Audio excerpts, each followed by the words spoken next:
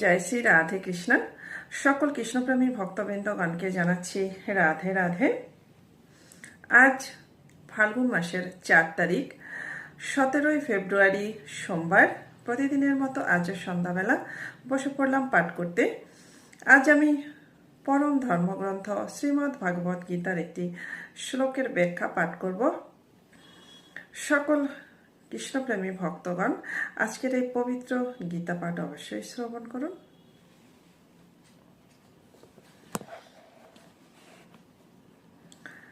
ভগবান বলেছেন, সেই কর্মযোগে সিদ্ধ মহাপুরুষের এই জগতে কর্মানুষ্ঠানের কোনো প্রয়োজন নেই, বা কর্ম থেকে বিরত থাকারও কোনো প্রয়োজন নেই,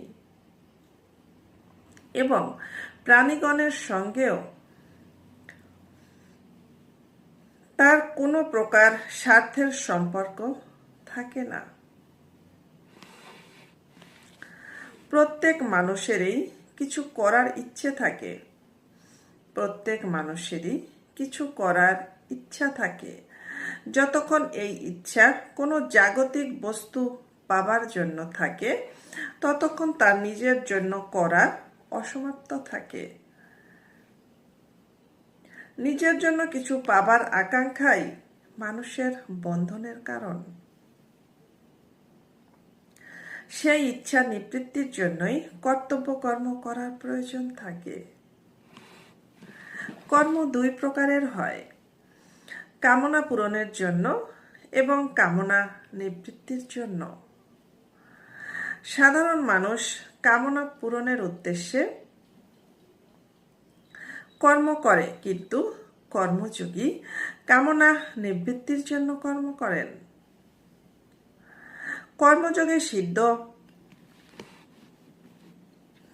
মহাপুরুষদের কোনো কামনা না থাকায় কর্তব্যের সঙ্গে তাদের কোনো প্রকার সম্পর্ক তৈরি হয় না।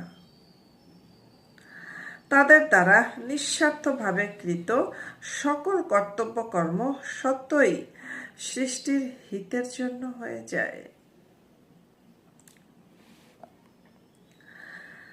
কর্মযোগে সিদ্ধ মহাপুরুষদের কর্মের সঙ্গে তাদের নিজেদের ব্যক্তিগত সুখ বা আরামের কোনো সম্বন্ধ থাকে না।